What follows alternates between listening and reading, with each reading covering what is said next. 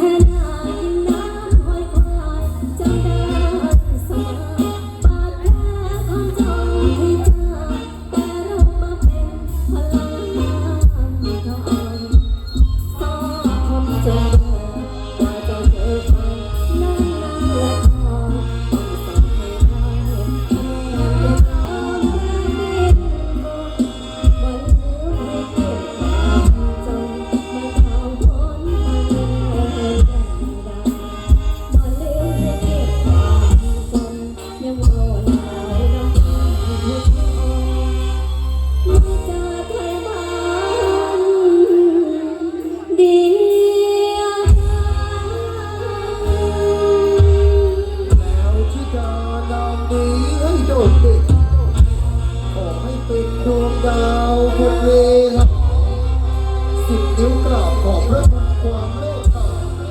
ขอเป็นดาวจรัสฟ้ากลางใจแตกขอบคุณพี่น้องหลายๆค่ะ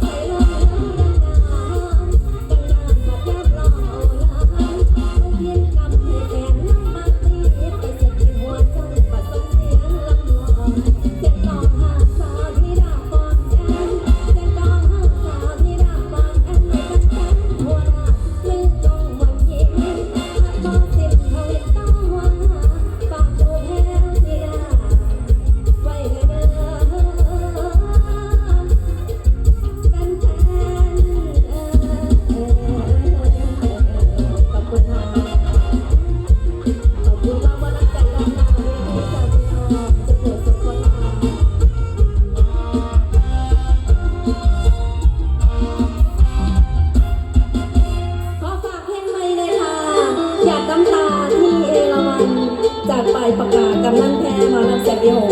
ฝากติดตามทางช่อง YouTube ด้วยนะคะ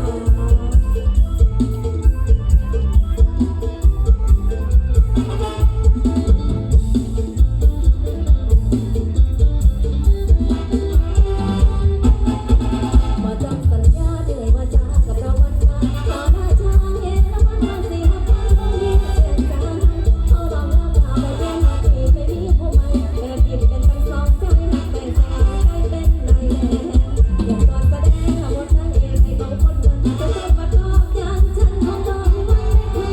สำเร็จสมบทนางเอกก็แค่เจ้าภาพกันแทนแสดงให้ฟังว่ากันแก้ใส่เพลงอะไรแน่เมื่อ ขอบคุณจากตู้ด้วยนะคะให้ได้ก็แค่ผู้ชายใจกินปันแพงยอมให้ได้ก็แค่ผู้ชายใจกินปันแพงแม่นักเรียนก็ยอมให้เจ้าใจดันหักเขาก็อยากเป่าเข้ามาก็สอนถึงสติฉันลองให้สนองตัวอ่านเป็นคนน้อยคนแรกก็สร้างมาสร้างให้ผู้ใจน้องอยู่ยืนนั่งคืนนอนคืนขยดหน้าอยากให้หัวแต่หัวชีวามันหาตัวเองตัวไอ้บอกแต่เรามาหาคนจับตัวใจ เสียไปแล้วมันก็คืนมาคนนี้ต้องไปก็คือน้องคนนี้ทุกทีทำทีได้ทุกทีได้มาต้องสนใจกับใจกับสร้างใจกับสร้างกับใจกับสร้างใจกับสร้างกับใจกับสร้างนักประจำตัวไอ้ผู้นั้นผู้นั้นไอ้ผู้นั้นเอาปันแยกเกี่ยวพันบ่เอละวันมันใจเป็นกอดใจเกินที่มันบอบช้ำไอ้คนใจดำสั่งทำ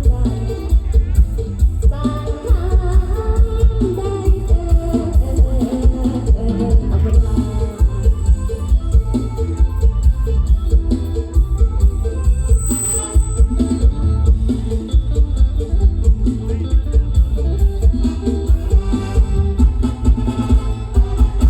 ผู้ใดปรบมือคอยลำคอยด้วยค่ะ ป๋าพี่น้องบ้านเฮาด้วยอยู่แล้วให้ด้วยจริงๆขึ้นไปก็แล้วกันครับ ค่ะไอาย จ้า เอิ่นคือซื้อ โอ้ยบ่ได้ พี่น้องมาหลายกับมือเดี๋ยวแม่พี่ใส่หรอ หลายนี่มัน รับเอากัน พี่น้องกับแม่กับมีอีกนะครับจะรับเอากันพอป้า ไม่ อยู่ หลายค่ะ ก่อนอื่นแพทย์ธิดาหมอลำเซนวีหกนกพงศกรขอกราบสวัสดีพี่น้องชาวอำเพื่อพ้นจังหวัดขอนแก่นสุขุมสุขนค่ะ ขอบคุณทุกกำลังแรงใจที่พี่น้องมอบให้ขอบคุณทุกรอยยิ้มเสียงปรบมือค่ะที่สำคัญขอบคุณแรงใจจากอีพออีแม่ผู้บ่าวผู้สาวด้านหน้าเวทีน้ำเด้อค่ะเด้อ แม่นละครับผมพี่น้องครับผู้ใดถ่ายรูปบ่ท่านนะครับหรือว่ามาหาน้องแพ้วธิดาบ่ท่านนะครับศิลปินของเฮานะครับน้องแพ้วธิดาออกมาหาพี่น้องด้านหน้าเวทีไปจนบ่ฮอดสอดแจงตอนเตยล่าพุ่นละครับพี่น้องแจ้งเข้ามากกระไดนะครับขอให้พี่น้องมีความสุขหลายๆในการรับชมหมอลำเสียงดีมื้อนี้กันแล้วกันครับพี่น้องครับวัฒนธรรมประเพณีอีสานเฮานะครับผมมี12คลอง14ขีดบ้านคลองเมืองมีอยู่หลากหลายวัฒนธรรมนะครับแต่วันนี้หมอลำเสียงที่6นก